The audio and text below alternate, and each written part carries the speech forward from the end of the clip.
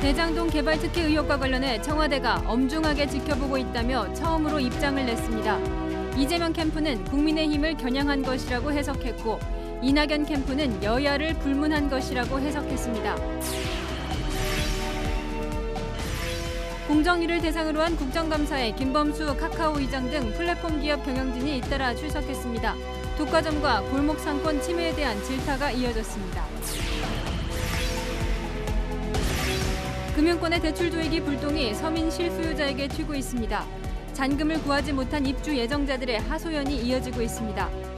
1년이나 기간을 주신다 그러면은 수용할 수도 있는 부분일 것 같은데 이사랑 이런 걸 준비하고 있는 상황에서 돈 있는 사람만 입주를 해라 이렇게 되는 경우거든요. 6개월 만에 코스피 3천이 무너졌습니다. 미중 갈등에 중국 전력난에 따른 전 세계 인플레이션 공포까지 겹쳤습니다.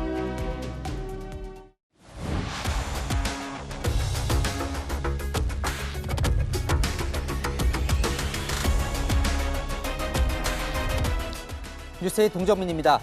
대선 전국을 강타하고 있는 대장동 개발 특혜 의혹과 관련해 문재인 대통령이 처음 입장을 냈습니다. 엄중하게 지켜보고 있다는 짧은 메시지였는데요. 문 대통령이 국민들의 분노를 언급하며 이 메시지를 내라고 직접 지시한 것으로 알려졌습니다.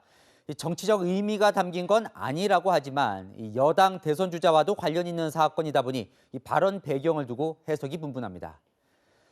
대통령의 발언으로 검찰 수사는 더 속도를 낼 것으로 보이는데요. 장원재 기자가 대통령의 발언 배경까지 첫 소식으로 전해드립니다. 대장동 개발 사업 특혜 의혹이 불거진 후 3주 동안 침묵을 지키던 청와대가 처음 입장을 밝혔습니다. 청와대 핵심 관계자는 오늘 기자들과 만난 자리에서 대장동 의혹 질문이 나오자 엄중하게 생각하고 지켜보고 있다고 밝혔습니다. 문재인 대통령은 오전 참모회의에서 청와대가 국민들의 분노를 이해하고 받아들인다는 메시지를 내야 한다며 입장 발표를 지시한 것으로 알려졌습니다. 청와대 고위 관계자는 국민 정서에 공감하지 않는 것은 직무유기라면서 정치적 의미를 담은 것은 아니라고 확대 해석을 차단했습니다. 그동안 청와대는 정치적 사안이라며 입장을 내지 않았습니다. 그걸 왜 청와대에 묻습니까? 거꾸로 여쭤보고 싶습니다. 청와대와 대통령을 대선판으로 끌어들이려고 한 노력을 중단해 주시기를 바랍니다. 하지만 유동규 전 성남도시개발공사 본부장이 구속되고 수사가 본격화되면서 성남 부동산 민심이 다시 들끓을 기미가 보이자 진화에 나선 거란 분석이 나옵니다. 청와대 입장 발표에 각 캠프 반응은 엇갈렸습니다. 이재명 캠프 핵심 관계자는 이재명 경기지사는 문제가 없다며 청와대 발표는 국민의힘을 겨냥한 것이라고 해석했습니다. 반면 이낙연 캠프 핵심 관계자는 청와대가 진작에 더 세게 얘기했어야 한다며 이 지사와 야권을 동시에 겨냥했습니다. 청와대의 엄중 발언으로 수사당국의 수사는 더 속도를 낼 것으로 보입니다. 채널A 뉴스 장원재입니다. 오늘 12개 상임위원회에서 국정감사가 열렸는데요. 어느 상임위 할 것 없이 여야 대선 주자들이 연루된 의혹으로 시끄러웠습니다. 대표적으로 법사위 보실 텐데요. 야당은 이재명 경기지사를 겨냥한 대장동 의혹, 여당은 윤석열 전 검찰총장을 겨냥한 고발 사주 의혹에 집중했습니다. 정한희 기자입니다. 국민의힘은 박범계 법무부 장관을 향해 이재명 경기지사에 대한 배임 수사가 필요하다고 강조했습니다.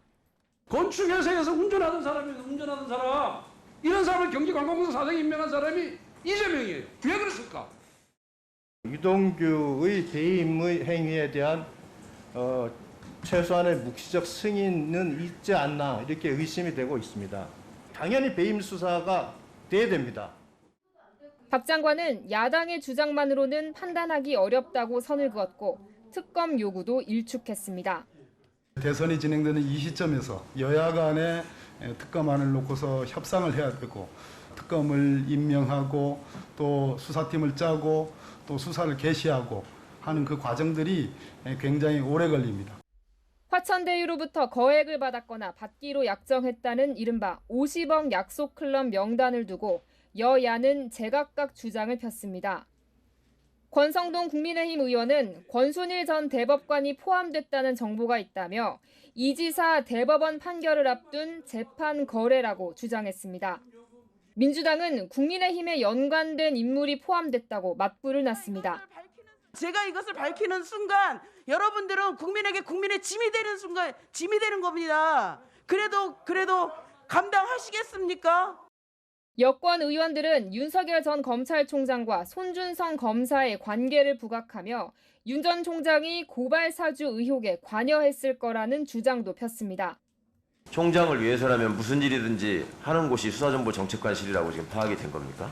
감찰 결과로? 총장과 무관한 수사정보정책관실은 없습니다. 민주당은 월성원전 사건도 고발 사주일 수 있다는 새로운 의혹을 제기하기도 했습니다. 2020년 10월 20일 감사원이 월성원전 감사 결과를 발표했고 이틀 뒤 검찰에 수사 자료가 도착했는데 그날 밤 국민의힘이 백운규 당시 산업부 장관을 고발했다는 이유에서입니다. 채널A 뉴스 정한입니다. 검찰 수사 속보로 이어갑니다. 검찰은 유동규 전 성남도시개발공사 기획본부장이 김만배 씨를 포함한 화천 대유 측으로부터 700억 원 대가를 받기로 약정한 의혹에 주목하고 있죠. 천화동인 5호 소유주 정영학 회계사의 내부 폭로가 검찰 수사에 동력이 되고 있는데요. 오늘 검찰이 유 전 본부장과 정 회계사를 동시에 소환했습니다. 공태현 기자입니다. 유동규 전 성남도시개발공사 기획본부장이 구속된 지 이틀 만에 다시 검찰에 소환됐습니다. 유 전 본부장이 줄곧 부인하고 있는 배임과 뇌물수수 혐의를 추가 조사하기 위해서입니다. 농담처럼 얘기하고 실제로 약속도 한 적도 없고 받은 적도 없습니다. 하지만 검찰은 유 전 본부장이 민간 사업자에게 이익을 몰아주는 방식으로 성남시에 수천억 원대의 손해를 끼쳤다고 구속영장에 적었습니다. 유 전 본부장 측은 안정적인 수익을 확보하기 위해 확정이익을 배당받기로 한 것인데 손해가 났다는 건 인정하기 어렵다는 입장을 유지하고 있습니다. 대장동 개발 사업 특혜 의혹 전반을 검찰에 진술한 걸로 알려진 정영학 회계사도 오늘 검찰에 소환됐습니다. 유 전 본부장과 폭행 시비가 일었던 인물인데 같은 날 검찰에 불려온 겁니다. 유 전 본부장과 정 회계사 주장 사이 엇갈리는 부분이 집중 조사 대상입니다. 검찰은 성남도시개발공사에서 대장동 개발 실무를 담당한 팀장급 간부와 화천대유 회계 담당 임원도 오늘 소환 조사했습니다. 화천대유 대주주 김만배 씨의 검찰 소환 조사가 조만간 이뤄질 거란 관측이 나옵니다. 채널A 뉴스 공태현입니다. 이 구속된 유동규 전 본부장이 어떻게 처음 성남도시개발공사 기획본부장으로 입사할 수 있었나? 그 배경에 여전히 의문이 제기됩니다. 이 공공기관이나 투자기관에서 오래 근무한 경력이 있어야 갈 수 있는 자리인데요. 아파트 리모델링 조합장 출신의 유 전 본부장 입사를 가능하게 한 유일한 조항은 임명권자의 특별한 사유뿐입니다. 김정근 기자입니다. 유동규 전 성남도시개발공사 기획본부장이 성남시설관리공단에 입사한 건 지난 2010년 10월. 이재명 경기지사가 성남시장에 취임한 지 석 달 뒤입니다. 하지만 당시 성남시의회에서는 유 전 본부장이 임원 자격 조건을 갖추지 못했다는 지적이 나왔습니다. 성남시의회 도시건설위원이 제5조 임명권자가 특별한 사유가 있다고 인정한 자에 해당되는 것이냐고 묻자 유 전 본부장은 예라고 답했습니다. 경력과 전문성을 요구하는 나머지 4개의 조건은 충족하지 못했던 겁니다. 당시 의회에서 특별한 사유가 무엇인지는 더 논의되지 않았습니다. 경력 가운데 도시개발과 관련이 있는 건 분당의 아파트 리모델링 조합장으로 활동한 이력이었습니다. 조합장으로 앉아서 의결을 한다든지 결재를 한다든지 어떤 안건이 상정이 됐다든지 그런 건 전혀 없었어요. 이재명 지사 측은 분당 리모델링 조합장을 맡았고 토론회 등에 참석하며 능력을 인정받아 성남시에 일하게 된 거라고 설명한 바 있습니다. 같이 일하다 보면 친분이 생길 수도 있는 거예요. 그 이상 그 이하가 아니에요. 유 전 본부장은 지난 2010년 이재명 지사가 공직선거법 위반 혐의로 재판을 받을 때도 논란을 빚었습니다. 당시 의회에서는 유 전 본부장이 직원들을 대동하고 이 지사 법정에 응원하러 나간 사실이 공개됐습니다. 그러자 이재명 시장 쫓아다니면서 90도로 절하면서 팀장들 동원해 인사하라고 발령낸 거냐는 지적이 나왔습니다. 채널A 뉴스 김정근입니다. 이 대장동 패밀리의 핵심 인물 중 한 명인 남욱 변호사는 현재 미국에 있는 걸로 알려지죠. 2, 3년 전부터 미국에서 지냈다는 이야기도 나왔지만 최근까지도 국내에서 부동산 사업을 진행하려 한 정황이 드러났습니다. 이 수상한 최근 행적들을 정현우 기자가 취재했습니다. 천화동인 4호의 소유주 남욱 변호사가 대표인 부동산 개발 시행사를 찾아가 봤습니다. 개발이 예정된 경기 남양주 금곡동 인근으로 남 변호사는 올해 7월 1일 대표로 취임했습니다. 하지만 등기상 주소지에는 다른 업체의 간판이 달려 있고 문은 잠겨 있습니다. 사무실 사용 계약은 대표 취임 한참 전인 올해 4월 끝난 것으로 확인됐습니다. 남 변호사가 이름을 올린 사업은 또 있었습니다. 지난 2018년 주역에서 이름을 따온 지천태라는 외식업체를 만들어 서울 송파구에서 6개월가량 영업했습니다. 천화동인 4호의 후신인 NSJ홀딩스도 최근까지 부동산 사업을 확장해왔습니다. 일각에선 이미 2, 3년 전부터 미국에서 지내온 걸로 전해졌지만 최근까지도 국내 사업 활동을 이어온 정황이 확인된 겁니다. 남 변호사 자택 이웃은 실제로 얼마 전까지 남 변호사를 목격했다고 말합니다. 남 변호사가 자녀 유학 문제로 1, 2년 전 미국에 갔지만 올해 봄부턴 혼자 자택에서 머물렀다는 겁니다. 그러다 지난주 이삿짐 업체가 짐을 모두 빼갔다고 전했습니다. 남 변호사가 대장동 개발 특혜 의혹이 불거진 뒤에야 미국으로 다시 출국했고 그 사이 증거를 인멸했을 가능성도 제기되는 이유입니다. 검찰은 남 변호사의 여권 무효화와 형사사법 공조 요청을 검토하고 있지만 관련 절차가 복잡해 실제 신병 확보까진 시간이 오래 걸릴 것이란 우려가 나옵니다. 채널A 뉴스 정현우입니다. 화천대유에서 퇴직금 50억 원을 받아 논란이 된 이 곽상도 의원 아들은 당시 성과금이라며 이런 해명을 했었습니다. 대장동에서 문화재가 발견돼서 공사가 지연될 뻔한 걸 본인이 해결했다고요. 이 해결 과정에 아빠 찬스가 있었던 것 아니냐는 의혹이 제기됐습니다. 김은지 기자입니다. 대장동 개발이 진행되던 지난 2017년 10월, 성남의뜰이 문화재청에 보낸 문건입니다. 문화재 발굴 조사로 공사가 지연되고 있다며 문화재가 발견되지 않은 구역 먼저 공사를 허가하는 부분 완료 조치를 요청하는 내용입니다. 문서를 보낸 담당자는 곽상도 의원의 아들 곽병채 씨. 성남의뜰 컨소시엄의 자산관리업체인 화천대유에서 근무 중이었습니다. 문서 발송 이틀 만에 문화재청은 부분 완료 요청을 승인합니다. 곽 씨가 지난달 26일 입장문에서 본인의 업무 성과로 문화재로 인한 공사 지연 사유를 제거했다고 거론했던 내용으로 보입니다. 당시 부분 완료 요청이 받아들여지면서 단축된 공사 기간은 25일. 수십억 원대 퇴직금의 근거로는 빈약하다는 지적이 나왔습니다. 곽병채 씨가 50억의 근거를 대기 위해서 문화재청을 억지로 끌어들인 업적 부풀리게 한 거 아니냐. 결국은 대국민 사기였다. 당시 교육문화위원회 소속이던 곽상도 의원의 영향력을 이용한 것 아니냐는 의혹도 제기됐습니다. 우리 아빠가 교문위원이고 문화재청 문화재 관련된 자료 요청을 할 수 있는 사람이다. 그것으로 영향력을 행사하지 않았을까? 곽 씨는 오늘 채널A 취재진과 만나 아버지를 통해 특혜를 받은 적은 없다는 종전의 입장을 되풀이했습니다. 채널A 뉴스 김은지입니다. 검찰 수사가 진행되면서 대장동 패밀리들의 발언들이 하나둘씩 뒤집히고 있는데요. 사회부 박건영 기자와 함께 확인해 보겠습니다. 오늘 검찰이 이제 유동규 전 본부장과 정영학 회계사를 동시에 불렀어요. 유 전 본부장 입장에서는 이 정 회계사의 폭로가 자신의 구속까지 이어진 셈인데, 근데 유 전 본부장 체포 전에 저희 이제 기자 앞에서는 정 회계사를 잘 모른다 이런 식으로 얘기를 했었잖아요. 네, 닷새 전만 해도 정 회계사에 대해서 한 번 만난 사이라고 언급을 했었거든요. 이 당시 유 전 본부장의 언급 한번 들어보시죠. 정영학 회사를 제가 어떻게 알겠어요? 그 사람하고 통화한 적 단 한 번 없고요. 중간에 한 번 정도 만났던 것 같아요.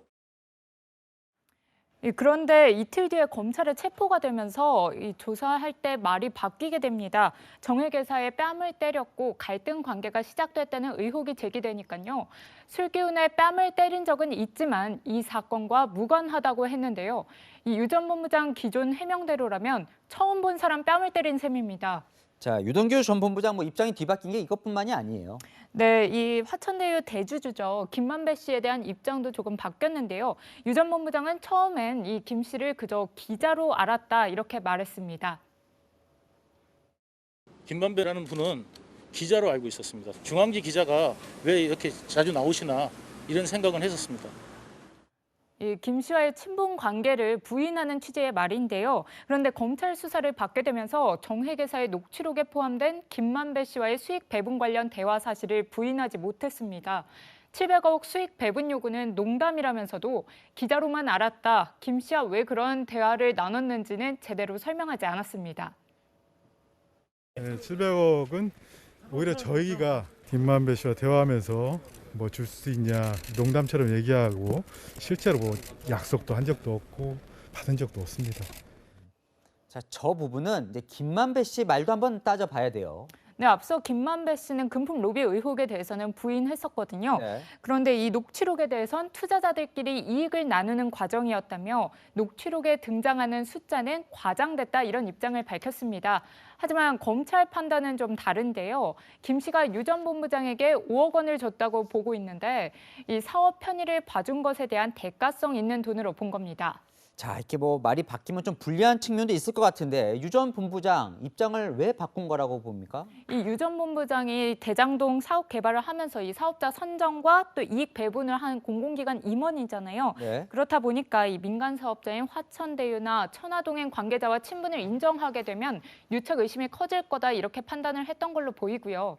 또 다른 측면에서는 검찰 수사 과정에서 정영학 회계사가 제출한 녹취록과 사진이 핵심 증거로 제시가 됐는데 이 자신의 기존 발언을 뒤집어야 하는 처지에 몰린 것도 이유 중 하나로 보입니다. 자, 이 발언도 이제 발언이지만 추석 이후에 그러니까 한 9월 말쯤에 이 각자 뭔가를 뭐 숨기려고 이렇게 바쁘게 움직였던 그런 흔적이 하나하나 드러나고 있어요. 이 정회계사가 처음 검찰 조사를 받은 시점이 지금 9월 27일로 추정이 되거든요. 그리고 이틀 뒤에 검찰이 압수수색에 나가게 되고요. 네. 그런데 유 전 본부장은 2주 전에 이미 휴대전화를 교체했다고 주장하고 있습니다. 또 압수수색 엿새 전엔 짐도 없이 원룸에 입주한 걸로 드러났고요. 이 압수수색을 해도 나올 게 없는 집으로 이사를 한 겁니다. 또 성남도시개발공사 팀장으로 재직했다 퇴직한 정모 변호사는 주말에 공사를 방문해서 대장동 개발 평가 자료 등을 열람했는데 이 압수수색 나흘 전이었습니다. 이때는 그리고 또 천화동인 4호 대표인 남욱 변호사가 올 봄부터 지내왔다는 아파트에서도 지난주 이삿짐이 나가는 걸 봤다는 이웃 증언이 나오고 있습니다. 수사가 본격화되면서 동시다발적으로 증거인멸에 나선 것 아니냐 이런 의혹이 일고 있습니다. 그래서 이제 검찰이 더 빨리 수사했어야 되는 거 아니냐 이런 얘기도 나오는데 어쨌건 이런 엇갈리는 뭐 발언이나 증거인멸 정황들은 검찰 조사에서 다 일단 파워즈를 맞춰 보겠죠. 네, 일단 이 유 전 본부장에게 5억 원을 건넨 걸로 지금 보이는 김만배 씨에 대한 조사가 예정돼 있고요. 네. 또 압수물 결과를 기반으로 관련자들의 엇갈리는 주장을 검증하는 조사가 본격화될 걸로 보입니다. 네, 여기까지 듣겠습니다. 지금까지 사회부 박건영 기자였습니다. 네, 나라박 악재가 겹치며 오늘 코스피가 반년 만에 3,000선 아래로 무너졌습니다. 특히 세계 시장을 이끄는 미국과 중국이 모두 시한폭탄을 안고 있습니다. 미국 정부는 부채로 불안하고 중국은 부동산 투자회사 헝다 위기로 골치 아픈데 여기에 미중 갈등까지 재개될 조짐입니다. 먼저 김단비 기자입니다. 오늘 주식시장은 그야말로 먹구름이 가득했습니다. 코스피는 장 시작과 동시에 3,000선이 무너지더니 장중 한때 2,940까지 추락했습니다. 오후 들어 매수세가 다소 살아나면서 2,962에 장을 마쳤습니다. 코스피가 3,000 밑으로 떨어진 건 지난 3월 이후 6개월 만입니다. 오늘 SK하이닉스, 삼성전자, 네이버 등 시가총액 상위 종목 대부분 파란불로 하락 마감했습니다. 개인과 기관이 버티기를 했지만 6,211억 원어치 순매도하며 셀코리아에 나선 외국인을 당해낼 수 없었습니다. 이렇게 국내 증시가 내려앉은 건 겹겹이 쏟아진 대외 악재 때문입니다. 미 의회의 부채 한도 협상 난항 등 미국 내부 사정도 골치 아픈데 미 무역 대표부가 중국산 제품에 최대 25%의 고율 관세를 유지하고 무역법 301조 추가 발동 가능성까지 시사하며 미중 무역 갈등의 방아쇠를 당긴 것도 시장 불안을 키웠습니다. 헝다그룹 위기 이슈를 안고 있는 중국에서는 에너지 가격 급등에 따른 전력난으로 공장 가동이 중단되면서 글로벌 공급망 차질 우려까지 더해졌습니다. 지금 가장 문제가 되는 건 공급 불균형 문제가 생각보다 길어지고 있는 건데요. 공급망 문제가 해소가 굉장히 빠르게 되기는 어렵기 때문에 내년도까지 가능성이 높아 보이거든요. 전문가들은 올 연말, 내년 초까지 당분간 조정이 이어질 것으로 전망했습니다. 채널A 뉴스 김담비입니다. 전력난은 중국만의 문제가 아닙니다. 석탄 부족으로 중국에 이어 인도까지 전력 대란을 겪고 있습니다. 기름값도 7년 만에 최고치로 치솟으며 인플레이션과 경기 침체가 함께 오는 스태그플레이션 우려가 커지고 있습니다. 이어서 김윤수 기자입니다. 자동차 불빛만 보이고 가로등은 모두 꺼져 암흑으로 변했습니다. 주택가는 적막이 감돕니다. 没有路灯肯定就是不安全的呗。但是晚上的时候，我们会尽量的少带孩子出来。 지난달 중국 31개 성 가운데 20개 성에서 전력 공급 차질이 빚어졌습니다. 호주산 석탄 수입이 금지되고 시진핑 주석의 친환경 저탄소 정책이 겹쳤기 때문입니다. 중국이 인도네시아, 러시아, 몽골 등을 통해 석탄 확보에 나서자 불똥은 인도로 튀었습니다. 폭우로 채굴 차질까지 빚어진 인도의 석탄 재고량은 나흘치 정도에 불과합니다. 13년 만에 최고치를 기록한 세계 석탄 가격에 이어 국제 유가 역시 7년 만에 최고 수준까지 치솟았습니다. 미국과 유럽의 전기값도 급등세입니다. 세계 각국이 탄소 중립을 위해 급격한 에너지 전환에 나서고 있기 때문입니다. So ist es eben. Ich kann da nichts dazu sagen. Steigen die Preise überall. 세계의 공장으로 불리는 중국과 인도의 공장 가동률이 떨어져 물건 생산에 차질을 빚을 경우 물가는 오르고 경제는 침체하는 스태그플레이션에 빠질 수 있다는 우려도 나옵니다.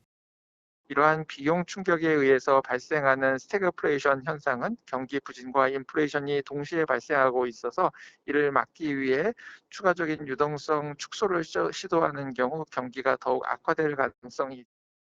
때이른 전력난과 물가 상승에 서민들에겐 추운 겨울이 예고됐습니다. 채널A 뉴스 김윤수입니다. 정부는 급증하는 가계대출을 잡기 위해 대출기를 꽉 막고 있죠. 부동산 실수요자들의 아우성이 이어지고 있습니다. 입주가 코앞인 하남의 아파트 단지 예비 입주자들은 실제로 잔금을 마련하지 못해 비상입니다. 안건우 기자입니다. 청와대 국민청원에 올라온 글입니다. 전월세를 전전하다 처음으로 내 집을 마련했는데 이번엔 집단대출 규제에 발목이 잡혔다는 내용입니다. 오는 29일부터 입주가 시작되는 하남 가밀지구의 아파트 단지 얘기입니다. 예비 입주자들은 정부의 대출 규제 강화 방침에 따라 금융권이 각종 대출을 조인 게 화근이었다고 말합니다. 입주가 한 달 정도 남은 시점에서 은행 측이 대출 기준을 감정가액의 40%에서 분양가액 40%로 변경하면서 대출 금액도 2억 원 정도 줄었다는 겁니다. 당장 이달 안에 모자라는 돈을 구하지 못하면 길바닥에 나앉을 수도 있는 상황. 2, 3년 전 아파트 계약 체결 당시 기준에 맞춰 자금 계획을 세운 무주택자들은 날벼락을 맞았습니다. 1년이나 어떤 기간을 주신다 그러면은 수용할 수도 있는 부분일 것 같은데 가전이랑 이사랑 이런 걸 준비하고 있는 상황에서 돈 있는 사람만 입주를 해라 이렇게 된 경우거든요. 그중엔 11년 동안 입주 날만 바라보며 전월세로 버틴 사람도 있습니다. 이명박 정부 때 사전 청약을 해서 지금까지 기다려가지고 이제 입주를 앞두고 계신 분들이 계신데 그분들조차도 대출이 막 줄어버린 거예요. 은행 측은 원래 분양가도 대출 금액 산정 기준이라며 대출 비율을 유지하면서 총량도 관리하기 위한 거라고 해명했습니다. 하지만 가계부채 관리에 찬성하는 여당 내에서조차 규제 전에 계약한 무주택 서민에겐 잔금 대출을 허용해줘야 혼란을 막을 수 있다는 지적이 나옵니다. 채널A 뉴스 안건우입니다. 시청자의 제보가 뉴스가 되는 제보가 뉴스다 시간입니다. 사회적 거리두기 때문에 요즘 낮부터 술 드시는 분들 많습니다. 낮술 먹고 운전대 잡은 운전자들을 관찰력 좋은 시민들의 신고에 경찰이 검거했습니다. 김재혁 기자가 보도합니다. 여성 2명과 남성 1명이 식당을 나서고 차량 2대가 나란히 주차장을 빠져나갑니다. 같은 식당에서 친구와 함께 식사를 했던 윤정원 씨는 옆 테이블에서 술을 마시던 사람들이 운전대를 잡았다는 사실을 알아챘습니다. 3명이서 소주를 한 4병에다가 뭐 맥주 큰 거 한 2병 정도 이렇게 드시고 계시더라고요. 이 친구가 이거는 무조건 신고를 해서 같이 따라가야겠다. 경찰에 신고하고 음주운전 차량을 뒤쫓아 보니 좁은 골목을 비틀대며 지나가거나 도로에서 급격히 차선 변경을 하는 등 위험천만한 모습을 보였습니다. 정말 좁은 골목길에 진짜 차도 옆에 많이 세워져 있고 해서 고개 운전을 하면서 어린이가 튀어나올 수도 있고 하니까. 음주운전 차량을 추적한 지 10여 분 뒤 신호대기 중이던 운전자들은 도로 한복판에서 경찰에 검거됐습니다. 술을 마시지 않았다고 발뺌하던 운전자들의 혈중 알코올 농도는 면허 취소 수준이었습니다. 순찰차가 이제 출동해서 실시간으로 그 신고자분과 통화를 하면서 빨리 검거하지 않았으면 이제 큰 사고로 이어질 수 있는 그런 상황이었습니다. 경찰은 30대 남성 1명과 30대 여성 1명을 음주운전 혐의로 입건하고 동승자 1명에 대해서는 음주운전 방조죄 적용을 검토 중입니다. 채널A 뉴스 김재혁입니다. 네, 10월이 온 게 맞는 걸까요? 수도권과 중부지방엔 비가 내려서 서늘하기도 했지만 남부지방엔 한낮 온도가 30도가 넘는 이례적인 가을 날씨가 이어지고 있습니다. 역대 10월 최고 기온 기록을 갈아치우는 곳들도 있습니다. 배유미 기자입니다. 해수욕장을 찾은 관광객들이 물놀이를 즐깁니다. 오늘 제주의 낮 기온은 30.5도, 사흘 연속 30도를 넘겼습니다. 지난 3일엔 밤 최저 기온이 25도를 웃도는 열대야가 나타나기도 했습니다. 네, 원래 바다에 들어갈 계획은 없었는데 날씨가 너무 따뜻하고 좋아서 그냥 수영복 없이 반바지랑 반팔 입고 들어가게 됐습니다. 늦여름을 방불케 하는 무더위가 이어지면서 10월 최고 기온 기록도 바뀌고 있습니다. 오늘 경남 창원과 울산 등은 기상관측 사상 역대 10월 중 가장 높은 기온을 기록했습니다. 담양 31도, 대구 30도 등 남부지방 곳곳에서도 30도를 넘는 무더위가 이어졌습니다. 양산으로 햇볕을 가리고 찬 음료수로 더위를 달래는 시민들도 늘었습니다. 서울도 더워요. 근데 대구가 더 더운 것 같아요. 10월이니까 좀 자켓 갖고 나왔는데 못 입고 있겠어요. 걸어 다니면 몸에 땀나서 끈적끈적할 정도로 더워져서 여름이 마지막에 좀 힘을 쓰나. 이 같은 가을 늦더위는 중국에서 확장한 따뜻한 성질의 아열대 고기압이 남부지방으로 유입됐기 때문입니다. 기상청은 이달 중순까지 남부지방에 늦더위가 이어질 가능성이 크다며 건강관리에 유의할 것을 당부했습니다. 채널A 뉴스 배유미입니다. 윤미향 의원이 정대협 소유 자금을 고깃집이나 면세점 등에서 200번 넘게 사용했다는 공소장 내용이 알려지며 큰 논란이 되고 있습니다. 윤 의원은 공금으로 회계 처리했다고 반박했지만 국민의힘은 물론 정의당까지 파렴치하다며 의원직 사퇴를 요구했습니다. 보도에 전혜정 기자입니다. 한국정신내문제대책협의회 후원금 유용 등 8가지 혐의로 재판에 넘겨진 윤미향 무소속 의원의 공소장 내용이 처음으로 공개됐습니다. 검찰은 공소장에 윤 의원의 업무상 횡령 혐의와 관련해 2011년 1월 25일부터 2020년 3월 20일까지 정대협 소유 자금을 임의로 사용했다고 적시했습니다. 공소장 범죄 일람표엔 구체적인 항목도 나와 있는데 갈비집 26만 원, 면세점 20만 원 등 217차례에 걸쳐 모두 1억 37만 원을 쓴 내역입니다. 또 윤 의원의 과태료나 종합소득세를 정대협 계좌에서 납부하는가 하면 요가 강사비와 홈쇼핑에 계좌이체를 하기도 했습니다. 윤 의원은 공적 업무 비용 등으로 공금 회계 처리했다면서 검찰의 공소 내용은 사실이 아니라고 반박했습니다.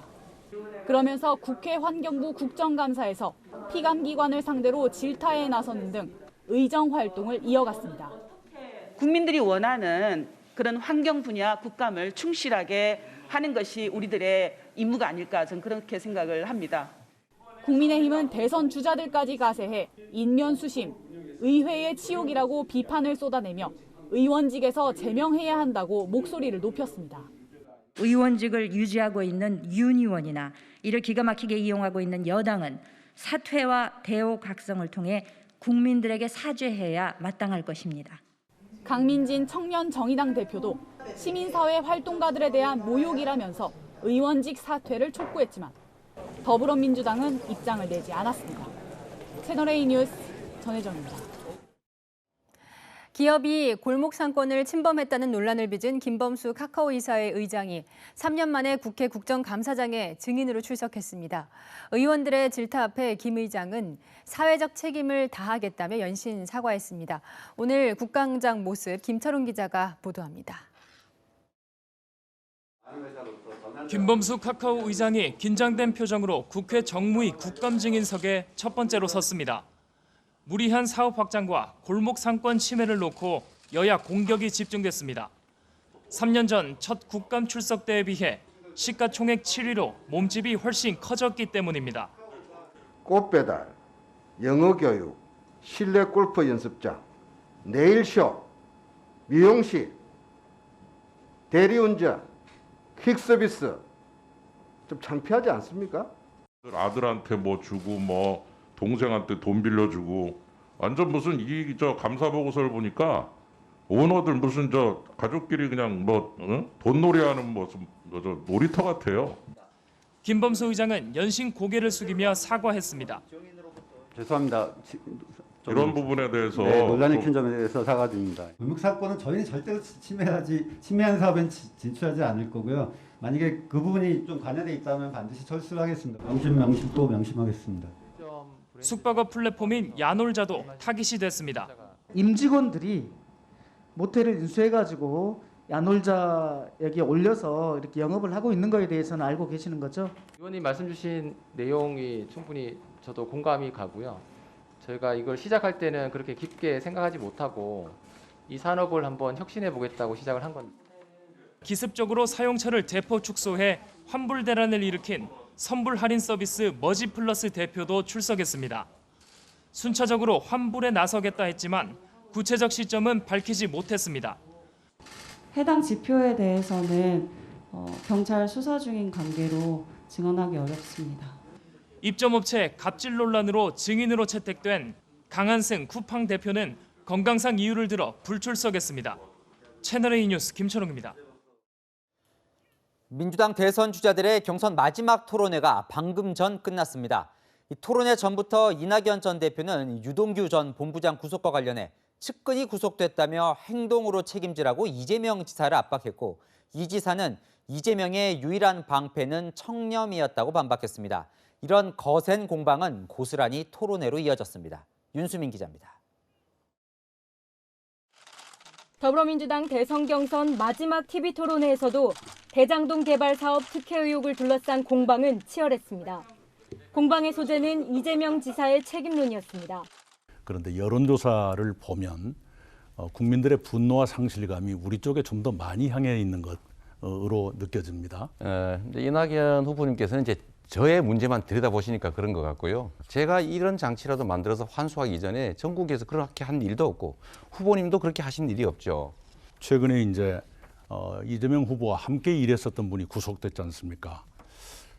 그에 대해서 좀 사과인지 아닌지 모르게 지금 답변을 하셨거든요. 총리 하시는 동안에 집값이 폭등을 해가지고 본인의 잘못 인정하시고 계신데 그것 때문에 개발업자들 이익이 3, 4천억씩 늘어난 거예요. 그 후보님은 민주당 소속 아닙니까? 자꾸 이 내부에다가 자꾸 문제를 제기하시니까 제가 좀 답답하긴 합니다. 이 지사와 구속된 유동규 전 성남도시개발공사 기획본부장과 관계를 놓고도 공방이 벌어졌습니다. 유동규 같은 인물이 실제 사업 편의도 제공하고 이익 분배도 설계했다 하는데요.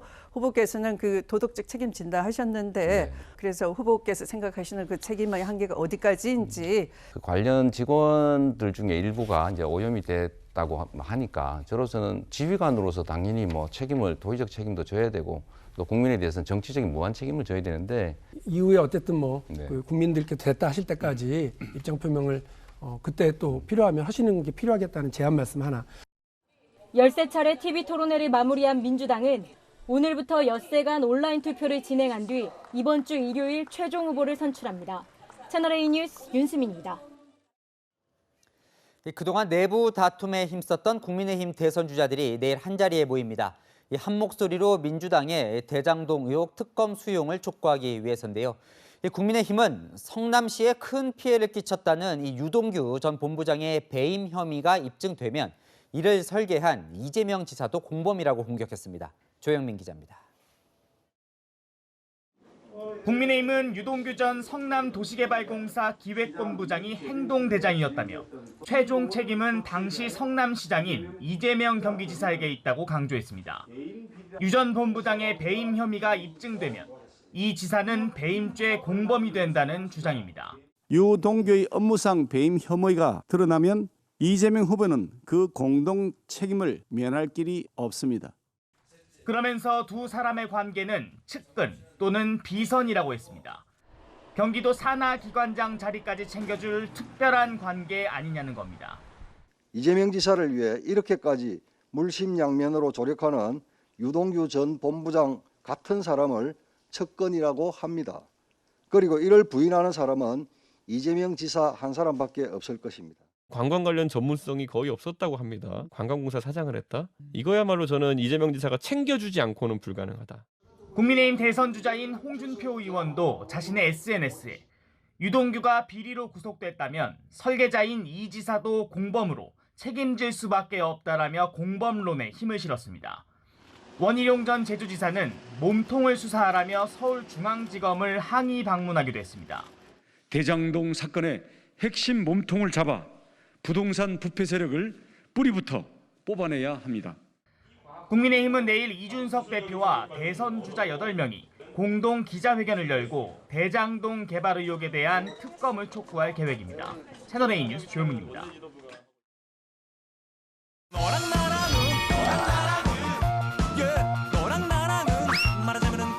열악열한 정치부 김민지 기자 나와 있습니다. 첫 번째 주제 볼게요. 자, 마스크와 근조 리본, 국민의힘 의원들인가요? 네, 국감 첫날에 이 피켓을 들고 나왔던 국민의힘이 오늘은 다른 걸 들고 나왔더라고요. 함께 보시죠.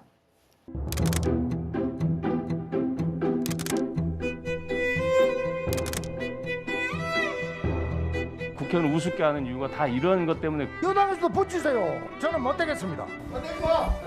안 되지. 안 된다.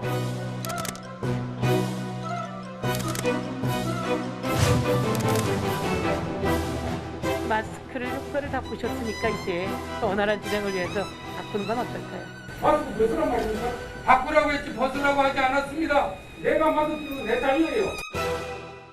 뭐 도구만 바뀌었지 거기 적힌 내용은 비슷하네요. 네, 정의당은 그래서 오늘 새로운 피켓을 내걸었는데요. 국민의힘과 민주당을 향해 적당히들 좀 하라는 지적이 담겨 있었습니다. 나름 열심히 준비들을 해왔을 텐데 국감 진행이 안 되니까 정의당은 좀 답답하겠죠. 네, 지금부터 보여드릴 이 오늘 국감장 모습을 보시면요. 정의당의 심정이 이해가 되실 것 같습니다. 네, 전환 과제는 생략하겠습니다. 그리고 20조부터 22조까지는 입법계획 및 계류법안 현황 최초. 야당 간사가 버르장머리가 없게 이게 뭐하는 꼴들이야? 보자가 가만 지금 해서. 아니 보자 하니까 지금 뭐하는 거야? 버르장머리가 있어야지. 버릇 고쳐! 정의를 선양하겠습니다. 이 정도면 국정감사를 하러 온 건지 싸우러 온 건지 헷갈릴 정도입니다. 네, 다음 주제 보겠습니다. 자, 다른 대응, 누군가요? 불미스러운 일로 논란을 겪었던 여야 의원들 얼굴 같네요. 네, 하지만 민주당과 국민의힘, 여야가 대응 방식이 좀 다른데요. 아버지의 농지법 위반 의혹에 휩싸인 윤희숙 전 의원, 또 아들의 화천대유 퇴직금 50억 원으로 논란이 된 곽상도 의원. 국민의힘 출신은요, 의원직을 던졌습니다. 저는 의원직 사퇴라는 제가 생각할 수 있는 가장 무거운 도의적인 책임을 짐으로써 국회의원으로 더 활동하기 어려워 의원직을 사퇴하고자 합니다. 반면 위안부 피해자 할머니 후원금을 유용한 혐의로 재판을 받는 윤미향 의원, 또 자신이 설립한 이스타항공 회사 돈 550억 원을 횡령한 혐의로 구속된 이상직 의원은 아직 의원직을 유지하고 있습니다. 두 의원 모두 지금 이제 민주당 소속은 아닌 거죠? 네, 윤미향 의원은 부동산 명의신탁 의혹이 불거지자 당을 나갔습니다. 자진 탈당하면 의원직 유지를 못하게 돼 있어서 비례대표는 출당 조치할 계획입니다. 저 말은 이제 민주당이 의원직은 유지할 수 있도록 이제 출당 조치를 했다 이런 뜻이네요. 그렇습니다. 오늘 국정감사장에서는요, 이런 의원들의 거취 문제로 말싸움이 벌어졌습니다. 내로남불을 서슴지 않은 곽상도 의원 교육에서만큼은 이렇게 하는 것이 합당하지 않겠다라는 것을 말씀드렸고, 민주당이 내로남불 얘기할 자격이 있습니까? 수십억 유용해서 무리가 된 윤미향 의원, 부하 직원들에게 555억 원 임금 체불해서 문제가 된 이상직 의원 제명하자고 한 번이나 해봤습니까?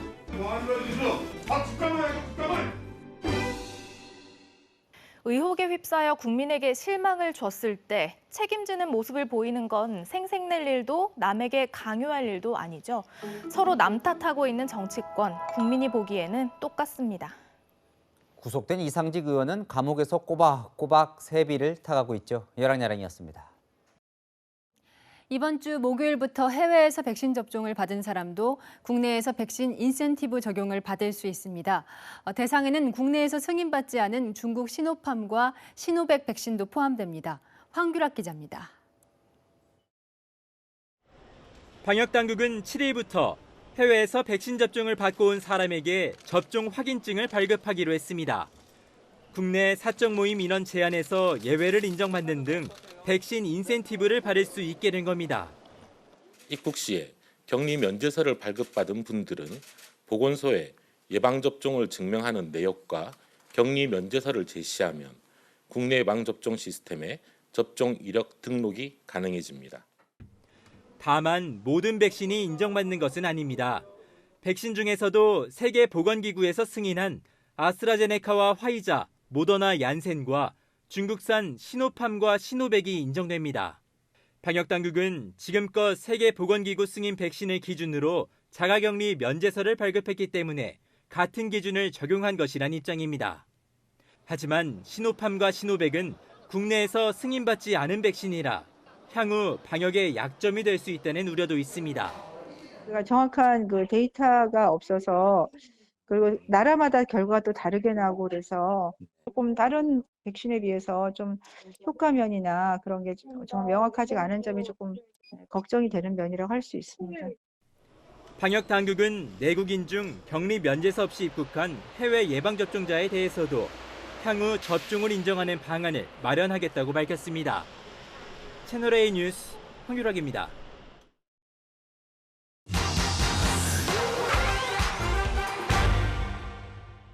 어린이집이나 유치원, 학교에서 일어나는 아동학대. 부모들은 종종 자녀의 옷에 녹음기를 숨겨서 이렇게 증거를 확보합니다.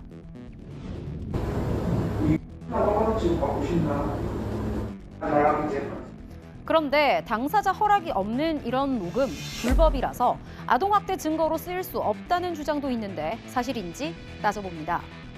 대화에 참여하지 않는 제3자가 타인의 대화나 통화를 녹음하는 건 통신비밀보호법 위반이 맞습니다. 하지만 아동학대 사건에선 예외라는 의견도 있습니다. 교실에는 CCTV가 없어서 증거 확보가 어렵습니다. 보호자 입장에서는 사실상 녹음 외에는 선택할 수 있는 방법이 없다라는 측면에서 위법성이 부각된다. 지난해 나온 판결 중에도 초등학생 부모가 몰래 한 녹음을 아동학대 증거로 인정한 사례가 있는데요. 교사의 아동학대는 중대범죄인데다 어른보다 표현력이 떨어지는 초등학생이 피해자란 점이 고려됐습니다. 상하급심 판결이 엇갈릴 때도 있습니다. 지난 2017년 생후 10개월 된 아이 부모가 방문휴가 도우미의 아동학대를 의심해서 녹음한 일이 있었는데요. 녹음 파일엔 아이가 자지 않고 운다며 엉덩이를 때리고 욕을 하는 도우미 목소리가 담겼습니다. 1심에선 불법 녹음이라 증거 능력이 없다고 보고 도우미에게 무죄를 선고했지만 2심은 유죄로 보고 벌금 300만 원을 선고했습니다. 말을 하기 힘든 어린아이라 타인 간의 대화로 보기가 어렵고 녹음으로 인한 인격 침해보다 아동학대의 실체를 확인한 공익이 더 크다는 이유였습니다. 정리하면 아이가 어릴수록 또 진실을 발견한 다른 수단이 없다면 동의 없는 녹음이라도 법정에선 받아들여질 가능성 높습니다. 지금까지 팩트민이었습니다. 오늘 경남 남해군에서 담은 가을 들녘의 모습입니다. 수확을 기다리는 노란 벼들이 모여 논을 황금빛으로 물들였는데요. 풍경만 보면 가을이 한창인데 남부지방은 때늦은 여름 더위가 기승입니다. 맑은 날씨에 따뜻한 남풍까지 더해졌기 때문인데요. 내일 최고기온 분포도를 보시면 빨간색으로 표시된 호남과 경남은 30도 안팎의 더위가 계속되겠습니다. 한낮에 광주가 29도까지 오르겠는데요. 반면 서울은 22도, 대구는 24도로 중부와 경북 지역은 종일 선선하겠습니다. 모레까지 중부와 동해안에서는 맑은 하늘 보기 어렵겠습니다. 산발적으로 비가 내리기도 하겠는데요. 우선 내일까지 영동에 20에서 60mm, 경기 북동부와 영서, 경북 동해안에는 10에서 40mm 정도 오겠고요. 수도권 등 중부와 경북 내륙에도 5에서 10mm의 비가 살짝 지나겠습니다. 일요일에는 전국에 비가 내릴 전망입니다. 날씨였습니다. 이용수 할머니가 지난해 정의기억연대를 비판하면서 가장 분노했던 부분은 30년을 끌고 다니면서 모금에 이용했다는 거였습니다. 이런 말도 하셨죠. 배가 고픈데 좀 맛있는 거 사두고 하니까 돈 없습니다. 돈을 걷어가지고. 그래도 그것이 뭐 그런가 보다 하고 생각했습니다. 돈 없다고 잘라 말했다는 윤미향 의원. 검찰은 윤 의원이 단체 자금 1억여 원을 이 고깃집을 비롯한 이런 곳에 사적으로 썼다고 공소장에 적시했습니다. 윤 의원은 개인 용도가 아니라 행사 경비나 복리후생 같은 공금으로 썼다고 반박했는데요. 할머니 위에 써야 할 돈을 쌈짓돈으로 썼다면 역사에 죄 짓는 일이라는 데는 이견이 없겠죠. 재판 결과를 지켜보겠습니다. 오늘 뉴스 여기까지입니다. 내일도 뉴스에입니다.